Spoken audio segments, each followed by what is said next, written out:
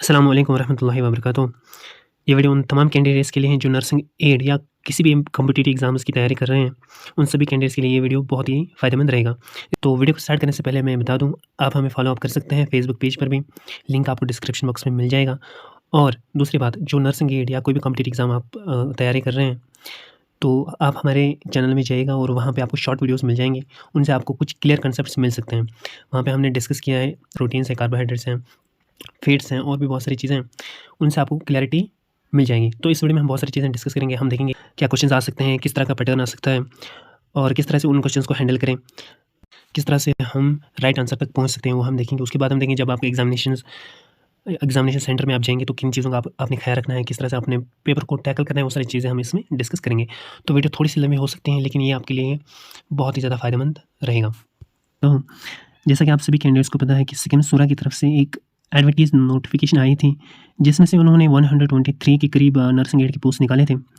तो इन्होंने नोटिफ़िकेशन कुछ डेज़ पहले निकाली थी कि हम इनका OMR बेस्ड रिटन टेस्ट लेने जा रहे हैं ऑन 13th अगस्त को लेने जा रहे हैं।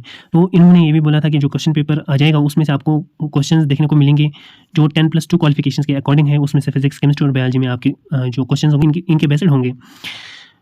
तो मैंने ऑलरेडी नर्सिंग एड की जो प्रीवियस पेपर 2019 में लिया गया था, वो मैंने सालों करके अपलोड किया हुआ है अपने चैनल पे। अब आप लोग ज़्यादातर मैसेज मुझे करते थे कि उसकी PDF चाहिए, तो PDF आपको मिल जाएगी। लिंक आपको या तो डिस्क्रिप्शन बॉक्स में डाल देंगे या आपको कमेंट बॉक्स में डाल देंगे। तो वहाँ से आप उसको डाउनलोड कर देंगे, क्योंकि आपका टाइम वेस्ट बहुत ज़्यादा हो जाएगा, इसलिए PDF आपके सामने होंगी तो क्वेश्चंस भी आपके सामने ही रह जाएंगे। ठीक है, तो ये PDF है। पहला जो इसका पेज है ये स्टाफ नर्स का है, तो इसको आप क्रॉस करें। ये वाला पहला जो पेज है इसका, बाकी जो पेजेस हैं ये मैंने रफली यहाँ पे दिए हैं, तो आप देख लीजिएगा। इसको आप डाउनलोड कर सकते हैं। ठीक है, डिस्क्रिप्शन में मिल जाएगा आपको लिंक इसका। अब देखते हैं सिलेबस क्या रहेगा आपका। सिलेबस आपके क्वेश्चन पेपर से समझ में आ जाता है कि 10th 12th स्टैंडर्ड है। 10th का स्टैंडर्ड लो होता है, 12th में उसकी गहराई थोड़ी सी ज़्यादा होती है, तो ये 12th बेस्ड सिलेबस है आपका। अब हम समझते हैं आपको किस तरह का क्वेश्चन आ सकते हैं, क्या-क्या एक्सपेक्टेशंस हैं, क्या-क्या आ सकते हैं, क्या-क्या सिलेबस हो सकता है, यानी कि आपको क्या-क्या चीज़ें पढ़नी है। इस वक्त आपके पास बहुत ही लिमिटेड टाइम है। इस लिमिटेड टाइम में आपने बहुत ही डेप्थ में आप नहीं पढ़ सकते। जितना हो सके रेपिटेशन करें जो जितना आपने पढ़ा है। और दूसरी बात, जो ऑब्जेक्टिव टाइप क्वेश्चंस हैं उनको देखें, वो आपकी हेल्प कर सकते हैं एग्ज़ाम में। अब देखिए पहला प्रीवियस क्वेश्चन क्या आया है यहाँ पे, टर्नर सिंड्रोम के बारे में आया है। अब इस टाइम ये नहीं आ सकता, सिंड्रोम के ही बारे में क्वेश्चन आ सकता है। देखिए टर्नर सिंड्रोम क्या है, दूसरा क्या है downer syndrome, Clift Turner syndrome, इतने सारे सिंड्रोम्स हैं ना, तो उन सभी के इवज़ में ये सारे क्वेश्चन आ सकते हैं। इसमें ये पूछा गया, दूसरे में डाउनर सिंड्रोम के बारे में पूछ सकता है। तो क्वेश्चन इस तरह से आते हैं। दूसरा क्वेश्चन किस तरह से आता है, देखिए कि कभी-कभार फॉर एग्ज़ाम्पल हम करते हैं कोई डिज़ीज़ेज़ हैं, तो उसका जो कॉज़ेटिव ऑर्गेनिज़्म होता है उसके बारे में पूछा जाता है कि ये किससे, फॉर एग्ज़ाम्पल टाइफाइड किससे होता है, निमोनिया किससे होता है, उसका कॉज़ेटिव ऑर्गेनिज़्म कौन है? कभी-कभार ऐसा पूछा जाता है। अगर वैसा नहीं पूछा जाता तो फिर उसको घुमा के इस तरह से पूछा जाता है कि जो इन्फ्लुएंज़ा होता है, इन्फ्लुएंज़ा में कौन सा जेनेटिक मटेरियल पाया जाता है, DNA पाया जाता है कि RNA पाया जाता है। तो इस तरह से क्वेश्चंस आपको पूछे जाते हैं। अभी क्वेश्चंस आए हैं ना, इसी के इवज़ में दूसरे क्वेश्चंस आ सकते हैं आपके। देखिए यहाँ पे सोडियम क्लोराइड की बात इन्होंने बताई है। आपने क्या करना है, रिड्यूस्ड का क्या मतलब, हाइड्रेटेड का मतलब क्या होता है, ऑक्सीडाइज्ड का क्या मतलब होता है, ऑक्सीडेशन और रिडक्शन की बहुत सारी डेफिनेशंस हैं, उनको आप अच्छे से याद रखें। अब आपने क्या-क्या चीज़ें पढ़नी है वो बता दूँ मैं। सबसे पहले सेल के बारे में आप अच्छे से जान लें, सेल क्या होती है। उसके बाद प्रोटोप्लाज़्म, ठीक है, साइटोप्लाज़्म, उनका डिफरेंशिएशन, प्रोटोप्लाज़्म क्या होता है, साइटोप्लाज़्म क्या होता है, ठीक है। यानी कि अगर न्यूक्लियस उसमें इंक्लूड हम करते हैं, प्रोटोप्लाज़्म हो गया। अगर न्यूक्लियस को बाहर निकालें, जो सेलुलर ऑर्गेनिज़्म बचती हैं उसमें सेल में, उसको हम साइटोप्लाज़्म कहते हैं। इसी तरह से आपने सेल डिवीज़न के बारे में, माइटोसिस, मियोसिस, वो सारी चीज़ें थोड़ी-सी देख लीजिएगा। और जो सेलुलर ऑर्गेनेलीज़ हैं, वो किसने डिस्कवर की थी, वो सारी चीज़ें आपको पूछी जा सकती हैं। और जो सेल का प्लाज़्मा मेम्ब्रेन होता है, जैसे fluid mosaic model Singer and Nicolson ने दिया था, 1972 में शायद दिया था। वो सारी चीज़ें पूछी जा सकती हैं कि किसने दिया था या कौन-सी डेट पे, ऐसी चीज़ें बताई जा सकती हैं वहाँ पे एग्ज़ाम में। तो सेल के बारे में आप पढ़ लें। और जो यहाँ पे आपके क्वेश्चंस आए हैं उन्हीं के रिलेटेड आप पढ़ लीजिएगा, तो वो आपके लिए बहुत ही ज़्यादा हेल्पफुल हो जाएगा। और मैंने देखा था कि nth ऑर्डर ऑफ रिएक्शन क्या होता है, first order of reaction, second order of reaction, third order, उनकी रिएक्शन देखें nth ऑर्डर किस तरह से होती हैं, सेकंड ऑर्डर किस तरह से। तो क्वेश्चन आया था सेकंड ऑर्डर या फर्स्ट ऑर्डर, आपको nth ऑर्डर के बारे में पूछा जा सकता है अब। तो वो सारी चीज़ें आप क्लैरिटी के साथ अच्छे से पढ़ लीजिएगा, कभी भी कन्फ्यूजन के साथ नहीं पढ़ना, गलती आपकी हो जाएगी, ठीक है। तो यहाँ पे बहुत ये देखें, ये सॉलिड्स का क्वेश्चन आया है हेक्सागोनल, इसकी क्या स्ट्रक्चर सोडियम क्लोराइड का, ये भी इन सभी चीज़ों के बारे में, बाकी भी है ना रोमेडा, ऑक्टाहेड्रल, हेक्सागोनल किस में है, ठीक है। तो स्ट्रक्चर ऑफ सॉलिड भी पढ़ लीजिएगा। उसके बाद यहाँ पे ग्लासेस के बारे में आया है, कन्वेक्स ऑप्टिक्स के बारे में थोड़ा सा है, कनकेव क्या होती है, कन्वेक्स लेंस क्या होती है, फोकल लेंथ उसमें कैसे होती है, कनकेव में, कन्वेक्स में कैसे होती है, वो सारी चीज़ें थोड़ी सी मतलब कन्फ्यूजन टर्म्स अपने दिमाग में नहीं लेना, अच्छे से उन चीज़ों को पढ़ लीजिएगा, ठीक है। यहाँ तक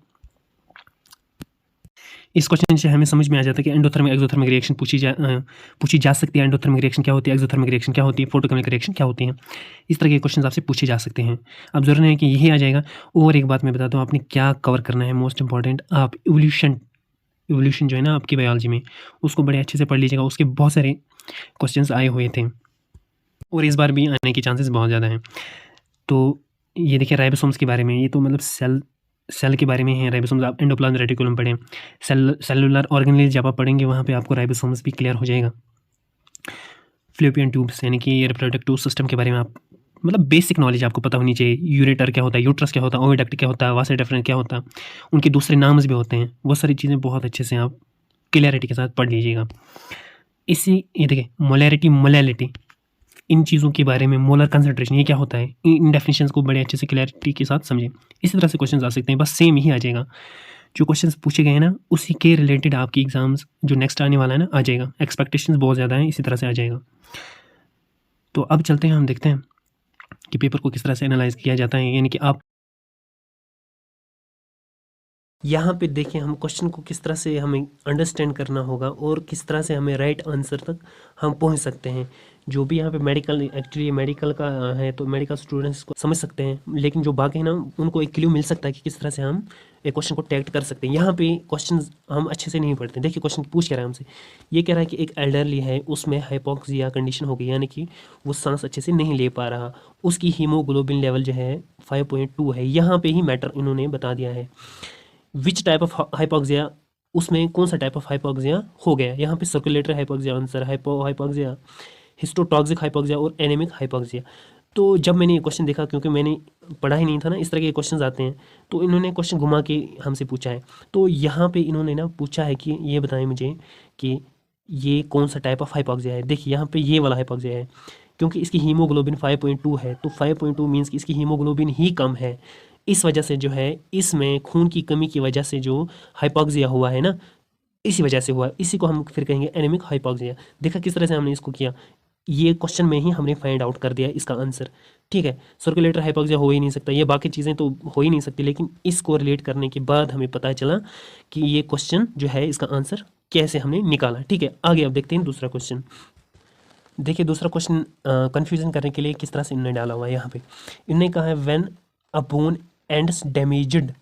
देखिए पहले ये बता रहे कि बोन एंड, जो ये एक बोन है, ये एक बोन है, उनके जो एज है ये डैमेज हुए हैं, बट स्किन एबो इज इंटैक्ट। देखो हमने ना अगर क्वेश्चन अच्छे से नहीं पढ़ा ना, गलत हो सकता है आंसर, ये बात याद रखें। बट यहाँ पे ना कि स्किन एबो जो है ना, ऊपर वाली स्किन, नीचे इसकी हड्डियाँ होती हैं, ऊपर स्किन है, तो ये बता रहा है कि स्किन इसकी एबो इंटैक्ट है, लेकिन बोन डैमेज हो गई। ये कौन सा टाइप ऑफ फ्रैक्चर है, ठीक है। तो अगर हमने ना, अगर ये यहाँ पे हमने इतना ही इसको समझा कि बोन डैमेज हो गई है, तो ये ओपन फ्रैक्चर था, तो उसकी मीनिंग ओपन फ्रैक्चर थी, लेकिन यहाँ पे उन्होंने इसकी मीनिंग ही बदल दी इस आंसर क्वेश्चन की। तो यहाँ पे स्किन जब इंटैक्ट हो तो वो क्लोज्ड फ्रैक्चर फिर कहलाता है। देखा किस तरह से ये मतलब कन्फ्यूजन करने के लिए टर्म्स डालते हैं। इसलिए मैं कहता हूँ कि क्वेश्चन को बड़े अच्छे से पढ़ें, बड़े अच्छे से पढ़ें। क्वेश्चन को जितना आप अच्छे से समझ पाओगे ना, उतना ही आप करेक्ट आंसर्स दे पाओगे। और एक दो क्वेश्चन इसमें समझते हैं आप। कभी कभार टर्म जो आपके आती है ना, वो आपके इसी के रिलेटेड आते हैं। यहाँ पे ना आरोलर स्पेक्यूलम, तो ये आरोलर मीन्स ही जो है ना, आरोलर ये टर्म रिलेट करती है ईयर के साथ, आरोलर मीन्स की ईयर। तो कभी कभार इस तरह के भी क्वेश्चंस होते हैं जो आपके आंसर के साथ डायरेक्ट रिलेट करते हैं। इस तरह से भी आप क्वेश्चंस को निकाल सकते हो। तो आरोलर स्पेक्यूलम किसकी एग्जामिनेशन के लिए, तो आरोलर मीन्स की जो आपका ईयर है, आरोलर मीन्स की ईयर को जो एग्जामिन करें उसको हम ऑरल स्पेकुलम कहते हैं। तो इस तरह के क्वेश्चंस होते हैं, ठीक है। आगे हम देखते हैं, यहाँ पे भी ये क्वेश्चन अगर आप देखें ना, यहाँ पे भी क्वेश्चन को समझने की जरूरत है, पूछ के रहा है हमसे क्वेश्चन। यहाँ पे इन्होंने कहा है which of the following is the sign of complete airway obstruction. इसकी मीनिंग यहाँ पे निकलती है, कंप्लीट एयरवे ऑब्स्ट्रक्शन का साइन हमें बताएं, ठीक है। अगर आपका जो रेस्पिरेटरी सिस्टम होता है ना, तो अगर जो है उसकी ऑब्स्ट्रक्शन हो जाए, उसमें कुछ चिपक जाए, तो आप सांस नहीं ले सकते ना, तो कौन सा साइन आ जाएगा आप में? ब्रीद तो नहीं कर सकते, अच्छा ब्रीद बायलेटरी, तो अनेबल टू रेस्पॉन्ड, अनेबल नहीं है ये, एबल टू रेस्पॉन्ड, तो रेस्पॉन्ड भी नहीं दे सकते। जब आपका एयरवे ही ऑब्स्ट्रक्ट हो जाए तो आप कफ नहीं कर सकते, आप खांस नहीं सकते, ठीक है। जब आपका ये कंप्लीट ऑब्स्ट्रक्शन बता रहा है यहाँ पे, कंप्लीट ऑब्स्ट्रक्शन। तो क्वेश्चन को समझने की ज़रूरत है, यही मैं बताना चाहूँगा। क्वेश्चन को आप अच्छे से समझें, क्वेश्चन को अच्छे से पढ़ें, इसका मीनिंग अच्छे से पढ़ें पहले। देखिए ऑप्शन एलिमिनेशन के मैं 2 क्वेश्चन आपको दिखाऊंगा किस तरह से ऑप्शन एलिमिनेशन किया जा सकता है। यहाँ पे इस वाले क्वेश्चन को मैं मुझे जो है मुझे कोई इन्फॉर्मेशन नहीं थी, लेकिन ऑप्शन एलिमिनेशन से मैं जो है इस क्वेश्चन को मैंने किया। यहाँ पे ये बता रहा है डे डिश कौन सा मतलब is used as sisters tommy in sinus tract. तो सिस्टर्स टॉमी जो है ना, ये टर्म जो मुझे पहले पता थी, इसकी मीनिंग क्या है, ये यूरिनरी ब्लैडर के रिलेटेड है, ठीक है, यूरिनरी ब्लैडर के लिए। तो यहाँ पे एनास्कोप तो आपके एनल पार्ट के रिलेटेड है, रेक्टल भी आपका मतलब एनल एनल के ही तरफ है, ठीक है। तो टिश्यू आपका टिश्यू के मतलब सेल्स टिश्यूज होते हैं ना, तो उसके रिलेटेड है। यहाँ पे बच रहा था कौन सा, रोसर क्रिप्टर हुक, ये यहाँ पे बच रहा था, जो अलग मुझे लगा। इनकी मीनिंग अलग थी, एनास्कोप की अलग, ये तो ठीक है। यूरिनरी ब्लैडर का तो इसके साथ कोई कनेक्शन ही नहीं है। रेक्टल रिटेक्टर ये मतलब रेक्टल पार्ट जो है आपका एनस का पार्ट रेक्टम, ठीक है, उसमें भी ये मतलब इसका कोई काम ही नहीं। तो टिश्यूज़ होते हैं, सेल टिश्यू तो कोई भी हो सकता है, तो इसका भी उसके साथ कोई काम नहीं था। इसीलिए जो है मैंने इसको करेक्ट आंसर फिर ये मैंने किया जो है ऑप्शन एलिमिनेशन से, ऑप्शन एलिमिनेशन मेथड से। ये होता है ऑप्शन एलिमिनेशन मेथड, आप किस तरह से राइट आंसर तक पहुंच सकते हो। और एक क्वेश्चन मैं दिखाऊंगा आपको वो भी। अच्छा तो देखते हैं ना अभी, एक सेकंड, उससे पहले ये क्वेश्चन मुझे लगा कि आपको बता दूँ, contaminated cloth should be safely, ये यहाँ पे मीनिंग इसकी चेंज करता है, डिस्ट्रॉयड बाय। यहाँ पे इन्होंने डिस्ट्रॉयड बाय बताया ना, ये इसकी मीनिंग बिल्कुल चेंज करता है। यहाँ पे मैं भी कन्फ्यूजन हो गया था उस टाइम। तो जो भी आपके ख़राब, जो भी कंटेमिनेटेड क्लोथ्स हैं, आपके ख़राब गंदे कपड़े हैं, उनको आप डिस्ट्रॉय कैसे करोगे, ये पूछ रहा है क्वेश्चन। तो अगर इन्होंने यहाँ पे कहा होता कि आप इसको स्टरलाइज कैसे करते हैं, तो स्टरलाइजेशन में इसकी केमिकल भी इसका आंसर होता। लेकिन इन्होंने डिस्ट्रॉय कहा ना, डिस्ट्रॉय मीन्स कि आप इसको जला दें, इंसरिनेशन, ठीक है। तो इस तरह के क्वेश्चन आते हैं, ये सोच समझ के आप किया करें। ये इंपॉर्टेंट क्वेश्चंस आप याद रखें। इस तरह के क्वेश्चन जो है जेके एसएसबी आपसे पूछता है, dash is the least needed, least पूछ रहा है आपसे, लीस्ट जो सबसे कम आपको चाहिए हेल्थ कम्युनिकेशन में, वो कौन सा कंपोनेंट है जो आपको लीस्ट चाहिए, सबसे कम। देखा क्वेश्चन किस तरह से पूछा है इन्होंने पूछा सबसे कम कंपोनेंट हेल्थ कम्युनिकेशन में आपको कौन सा चाहिए। तो ये यार आप बड़ा क्वेश्चन आप अच्छे से नहीं समझ पाते, फिर गलत आंसर करते हो। इसमें जो है आपकी हेल्थ, अगर आपने हेल्थ एजुकेशन पढ़ा होगा ना, उसमें इन्फॉर्मेशन भी होती है, मोटिवेशन, काउंसलिंग, ये सारी चीज़ें करनी पड़ती हैं। लेकिन ये बजटिंग का काम वहाँ पे होता नहीं है, इसलिए ये सबसे लीस्ट कंपोनेंट है जिसका जो आपको लीस्टली नीडेड होती हैं इसमें, मतलब इसका काम वहाँ पे होता ही नहीं है। तो ये 3 चीज़ें होती हैं, इन्फॉर्मेशन, मोटिवेशन और काउंसलिंग, ये 3 चीज़ें भी हेल्थ कम्युनिकेशन में होती हैं। लेकिन लीस्ट जो आपका यहाँ पे बजटिंग होता है। इस तरह के क्वेश्चन को समझें, बड़े अच्छे से समझें, क्वेश्चन पूछ के आराम से हम किस तरह से आंसर क्वेश्चन को टैक्ट करें, ये देखें, ठीक है। इस तरह के क्वेश्चन भी आते हैं जिस तरह से जो है आपको रिलेट करके क्वेश्चन में ही आपके आंसर छुपे होते हैं, आपके क्वेश्चन में ही कभी कभार आंसर छुपे होते हैं। यहाँ पे जो है is a disinfectant produced by reacting hydrogen peroxide with acetic acid, यहाँ पे एसिड की बात हो रही है ना, एसिटिक एसिड। तो एसिटिक यानी कि ये एसिड की बात यहाँ पे पूछ रहा है। तो आंसर्स में किस तरह से आप देखोगे, फॉर्मल्डिहाइड, आयोडीन, क्लोरीन, तो इनमें कोई एसिड है ही नहीं। यहाँ पे आपका पैरासिटिक एसिड, ये एसिड के रिलेट यहाँ पे करता है ना, तो ये आपको राइट आंसर तक पहुँचा सकता है। आपके क्वेश्चन में ही आपका आंसर भी छुपा होता है, ये बात याद रखें। लेकिन क्वेश्चन को बड़े अच्छे से समझें आप, ये याद रखें। अब देखते हैं नेक्स्ट। अच्छा तो यहाँ पे मैं लास्ट पे अब बता दूँ, ये बहुत सारे क्वेश्चंस हैं, तो लेकिन इतने सारे क्वेश्चंस मैंने आपको बता दिया कि क्वेश्चंस किस तरह से आ सकते हैं। ये एक ऑप्शन एलिमिनेशन मेथड यहाँ पे मैंने यूज़ किया था, आप भी याद रखें ऑप्शन एलिमिनेशन किस तरह से आप जो है यूज़ कर सकते हो। यहाँ पे इन्होंने क्वेश्चन पूछा है कि पेचेस और हाइपोपिगमेंटेशन स्किन, यानी कि आपकी स्किन पे कुछ वो दाग जैसे लगते हैं, काज्ड बाय डिस्ट्रक्शन ऑफ आपकी सेल्स जो होते हैं ना, मेलानोसाइट्स, उनकी डिस्ट्रक्शन होती है, उस टर्म को हम क्या कहते हैं। यहाँ पे ना, यहाँ पे पेलर था ऑप्शन, यहाँ पे अरदमिया था और साइनोसिस था और विटिलिगो था। तो मेरे लिए जो है ये एक मतलब ऑप्शन एलिमिनेशन बेस्ड ही क्वेश्चन था। तो सबसे पहले ही मैंने देखा इसमें पेलॉर टर्म मुझे पता थी क्या है, रिद में भी मुझे पता था इसकी मीनिंग क्या है, और साइनोसिस की भी मीनिंग मुझे पता थी इसकी क्या है। वहाँ पे सिर्फ डिफरेंट मुझे लगा विटिलिगो, जिसकी मीनिंग मुझे खुद नहीं थी पता। इस वजह से जो है वहाँ पे मैंने ये वाला क्वेश्चन पे क्लिक आंसर कर दिया। पेलॉर की मीनिंग भी होती है आप में जो ब्लूइश या स्किन की चेंज होती है ना, ब्लू कलर या वो येलो कलर हो जाना। इरिदमिया में जो है आपकी रेडनेस स्किन में होती है। साइनोसिस भी वही होता है आपका पेलर हो जाना, पेलर लाइक टर्म होती है, वो आपकी स्किन में थोड़ी चेंजेस होती हैं आपकी स्किन में कलर।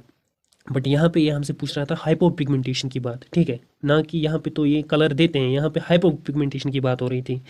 इस वजह से जो है आप ऑप्शन एलिमिनेशन से इस तरह से जो है आप पूछ सकते हो। तो आपको जो है ना क्वेश्चंस में ही आंसर छुपा होता है। वो देखें 50-50 भी क्वेश्चंस को किया करें, 50-50 क्वेश्चंस को देखा करें, 50-50 आंसर।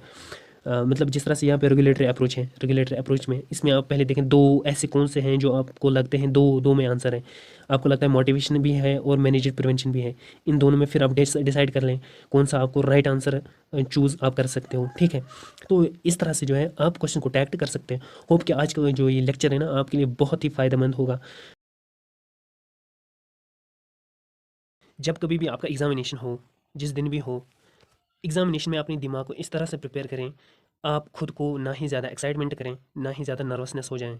क्योंकि एक्साइटमेंट की वजह से जो है आप रॉन्ग आंसर कर देते हो, और नर्वसनेस की वजह से भी है आपने जितना भी पढ़ा होगा वो आप भूल जाते हो। तो अब आपको क्या करना है, आपको बिल्कुल कूल रहना है एग्जामिनेशन हॉल में। सबसे पहले अगर आपका क्या कहते हैं इजी क्वेश्चन पेपर आता है तो उसमें आप क्वेश्चन को बड़े अच्छे से देखें। अगर आपको आता भी हो तब भी जो है आप सारे जो आंसर्स वहाँ पे दिए हों उनको एक दफ़ा रीड करें, एक दो दफ़ा रीड करें, फिर राइट आंसर दें। जब आप अगर आपका टफ पेपर आ जाता है तो आप क्या करें, आप बिल्कुल नर्वसनेस ना फ़ील करें। ये पेपर टफ़ आप ही के लिए नहीं आया होगा, ये सभी के लिए आया होगा। इस बात को सबसे पहले अपने दिमाग में बिठा लें। तो उस वजह से जो है आप खुद को बिल्कुल भी जो है नर्वसनेस ना करें। वहाँ पे जो भी आपके क्वेश्चंस आपको आते हैं पहले वो देखें, जो आपको ना आते हों उनको वहाँ ही छोड़ें। अगर टफ पेपर आपका आता है, जो आपको आता है वो सबसे पहले करें, जो नहीं आता उनको वहाँ ही छोड़ें, बिल्कुल नर्वसनेस ना हो जाएं, ठीक है। तो ये पहला पॉइंट है आपकी एग्जामिनेशन के लिए। सेकंड पॉइंट जो है, जब आप स्टडीज़ करते हो तो जो है जिस पॉइंट को जो जो भी आपका सब्जेक्ट, जो भी आपका टॉपिक हो, जो टॉपिक आपको वीक लगता है कि मुझसे समझ में नहीं आता, और अगर क्वेश्चंस उसी में से भी आते हैं तो सबसे पहले उसको स्ट्रांग बनाएं। वो ज़्यादातर देखें जहाँ भी आपको मिले, चाहे बुक से मिले, यूट्यूब से मिले, उसको जो है ज़्यादा उस वीक पॉइंट पे फोकस अपना रखें, उसको बड़ा स्ट्रांग बनाएं, उसको रिवाइज़ करें, ठीक। तो ये सेकंड पॉइंट है। थर्ड पॉइंट जो है, अंडरस्टैंड क्वेश्चंस प्रॉपर्ली। ये मोस्ट इंपॉर्टेंट पॉइंट है एक टारगेट को, हाई टारगेट को अचीव करने के लिए। आप क्वेश्चन को बड़े अच्छे से समझें, बड़े अच्छे से समझें। मैं कहता हूँ जितना हो सके क्वेश्चन को 2-3 दफ़ा अंडरस्टैंड करें, क्योंकि क्वेश्चन में जो छुपा होता है ना वो आप कभी कभार प्रॉपर्ली नहीं समझ पाते हो, जिसकी वजह से जो है आपका आंसर भी गलत हो जाता है, बिल्कुल गलत हो जाता है। हालांकि होता है क्वेश्चन बड़ा ईजी है, लेकिन क्वेश्चन इस तरह से डाला होता है कि आपको कन्फ्यूजन करने के लिए वो डाला होता है। तो इस वजह से जो है आप ईजी क्वेश्चन को भी फिर गलत कर देते हो। वहाँ पे क्वेश्चन कभी कभार ये है, ये लिखा होता है कि विच of the following is the least लिखा होता है। तो इस पॉइंट को आप फोकस नहीं करते हो, ये लीस्ट का मतलब क्या होता है। तो इनमें से आप बताएं कि सबसे कम इन्फॉर्मेशन कौन सी है नीचे। तो आप ऐसे ही बिना पढ़े आंसर दे देते हो। कभी कभार जो है second point which of the following is except लिखा होता है। तो इस पॉइंट पे आपको फोकस करना है कि ये मत लिखा है, तो वहाँ पे जो है क्वेश्चन की मीनिंग ही बिल्कुल चेंज हो जाती है। कहीं पे जो है लिखा होता है which of the following is in appropriate, ना कि अप्रोप्रिएट। अप्रोप्रिएट भी कभी कभार लिखा होता है, which of the following is in appropriate. तो इन चीज़ों को जो है बड़े अच्छे से देखें, क्वेश्चन को बड़े अच्छे से समझें, क्वेश्चन हमसे पूछ क्या रहा है। ये मोस्ट इंपॉर्टेंट पॉइंट रहता है जब आप एग्जामिनेशन हॉल में हो। क्वेश्चन को बड़े अच्छे से समझें, प्रॉपरली अंडरस्टैंड करें। ये मोस्ट इंपॉर्टेंट मैं पॉइंट यहाँ पे बता दूँ। और जो है आपके नेक्स्ट पॉइंट जो है पेपर एनालिसिस। जो आपके प्रीवियस पेपर्स हो उनको एनालाइज़ करें। मैं आपके लिए जो है इसके लिए वीडियो भी लेके आऊँगा किस तरह से आप पेपर को एनालाइज़ करें, लेकिन मैं यहाँ पे बता दूँ आप प्रीवियस पेपर को जाके देखें, वहाँ पे देखें कि कौन कौन टॉपिक्स आए हुए हैं और कौन कौन रिपीटेडली आए हैं और कौन से टॉपिक में आते हैं। उन टॉपिक्स को अच्छे से देखें, उन क्वेश्चंस को अच्छे से देखें। तो पेपर एनालिसिस प्रीवियस जो भी हो बड़े अच्छे से उसको देखें। सेकंड पॉइंट जो है, आप एग्जामिनेशन में मोस्ट इंपॉर्टेंट मेथड जो यूज़ कर सकते हो उसको जो है हम कहते हैं option elimination method. Option elimination method ये ऐसा मेथड होता है जिससे जो है आप बिल्कुल राइट आंसर तक पहुंच सकते हो। उसमें आप कैसे कैसे जब आप क्वेश्चन पढ़ोगे, क्वेश्चन समझ आ गया, लेकिन जहाँ पे 1 2 3 और 4 आंसर्स दिए हुए हैं, तो 1 2 3 ये जो टर्म्स हैं ये आपको पता है। फॉर एग्जांपल पेलर एक टर्म है, दूसरी है साइनोसिस, ठीक है, और इसी तरह से है इरिथमिया। तो इन अगर ये टर्म्स आपको आती हैं तो इन टर्म्स का आपको ऑलरेडी पता होगा आंसर, तो वहाँ पे आप डिफरेंट देखें कौन सा है जो आपको नहीं पता, तो एक्जैक्टली आंसर वो हो सकता है। इस तरह से ऑप्शन एलिमिनेशन कर सकते हो। पेलर भी वो कलर डिस्कलरिंग होती हैं, साइनोसिस भी डिस्कलरिंग होती हैं, और तो ये तो रेडनेस होती है। तो इस तरह से जो है आप ऑप्शन एलिमिनेशन तक पहुंच सकते हो, एक राइट आंसर तक पहुंच सकते हो ऑप्शन एलिमिनेशन की मेथड से। ऑप्शन एलिमिनेशन मेथड से आप राइट आंसर तक पहुंच सकते हो। ये भी ज़बरदस्त मेथड है जिससे आप बिल्कुल राइट आंसर तक पहुंच सकते हो। सबसे पहले क्वेश्चन को 50-50 करें। जब भी क्वेश्चन आए वहाँ से आप ऑब्जेक्टिव फर्स्ट जो 4 ऑप्शन हैं वहाँ से 50-50 करें कि कौन आंसर हो सकता है। प्रोबेबिलिटी वहाँ पे 50-50 करें, 50-50, बाकी 2 को वहीं कैंसिल करें। उससे जो है आपके बड़े चांसेस रहते हैं करेक्ट आंसर होने के। 50-50 ज़्यादा करें। ये ऑप्शन एलिमिनेशन मेथड और एक चीज़ है जिससे जो है आप राइट आंसर तक पहुंच सकते हो। और most important, avoid doing wrong question, जो बच्चे ज़्यादातर करते हैं। अगर आपका अगर आपका जो है हार्ड हार्ड आता है पेपर, तो आप बिल्कुल भी जान के भी गलती ना करें कि आप रॉन्ग क्वेश्चंस को क्या टिक करें। वहाँ पे जो है आप सोचते हो कि मैंने बस 50 ही अटैम्प्ट किए, मैंने 60 ही अटैम्प्ट किए, मैं कहाँ हो जाऊँगा सिलेक्ट। लेकिन यकीन मानिए उन 60 में भी जो है आपकी प्रोबेबिलिटी 90% होती है, क्योंकि आप रॉन्ग आंसर कर देते हो जिसकी वजह से जो है आपके माइनस में कोई आंसर, आपके माइनस में जो आ जाते हैं, फिर पॉइंट्स माइनस में चले जाते हैं। तो ये आप ज़्यादातर ना करें, अवॉइड, ये रॉन्ग क्वेश्चन ना किया करें। जिस बात का आपको बिल्कुल भी इल्म ना हो वो ना करें। ऑप्शन एलिमिनेशन से अगर आता है तो ठीक है, अगर नहीं आता तो मत करें। जैसे फॉर एग्जांपल आपको डेट्स के बारे में पता ही नहीं, तो आप वहाँ पे कौन सा ये दोगे तुक्का। तो ये ऐसे क्वेश्चंस ना किया करें जो जिनका बिल्कुल आपकी इल्म में ना हो। तो ये मोस्ट इंपॉर्टेंट पॉइंट है, इसको भी दिमाग में रखा करें। और जो है स्मार्ट वर्क ज़्यादा, दिमाग का ज़्यादा से ज़्यादा यूटिलाइज़ करें, क्वेश्चन को अच्छे से देखें, आंसर तक पहुंचने की ज़्यादा से ज़्यादा कोशिश करें। 50-50 करें क्वेश्चन को, ऑप्शन एलिमिनेशन मेथड यूज़ करें, क्वेश्चन को अच्छे से पढ़ें, दिमाग का ज़्यादा से ज़्यादा यूटिलाइज़ करें, किस तरह से जो मैं राइट आंसर तक पहुंच सकता हूँ। ये एक और मेथड है आपके लिए। और एक मोस्ट इंपॉर्टेंट आगे मैं दिखाऊँ क्या है, और एक लास्ट पॉइंट है यहाँ पे, try to solve questions by yourself. जब आप क्वेश्चंस, प्रीवियस ईयर क्वेश्चंस देखोगे, उनके आंसर्स भी देखोगे, अपने दिमाग को थोड़ा सा एक्सपेंड करो, फिर जाके जो है आप कोई बुक लें या आप प्रीवियस ईयर कोई और भी ये क्वेश्चन पेपर्स देख लें। वहाँ से आप खुद ट्राई करें कि मुझसे आप सॉल्व होते हैं क्वेश्चंस कि नहीं होते, मुझ में कहाँ कमजोरी है, मैं ऑप्शन एलिमिनेशन मेथड अच्छे से प्रॉपर्ली से यूज़ करता हूँ कि नहीं होता, मैं क्वेश्चंस को अच्छे से अंडरस्टैंड कर पाता हूँ कि नहीं कर पाता हूँ। तो वो क्वेश्चंस आप खुद ही आगे करने की कोशिश करें कि किस तरह से जो है आप राइट आंसर तक पहुँच सकते हो। उन क्वेश्चंस को आप खुद ही सॉल्व करें, आपका माइंड डेफिनेटली जो है ब्रॉड हो जाएगा। फिर क्वेश्चंस को देखते हुए, पढ़ते हुए और आंसर्स को सॉल्व करते करते आपका दिमाग ऑटोमेटिकली फिर बड़ा हो जाता है। एक टेक्निक आपके दिमाग में आ जाती है कि किस तरह से जो है मैं हैंडल कर सकता हूँ एक क्वेश्चन पेपर को। तो ये थी आज ये टेक्निक्स जो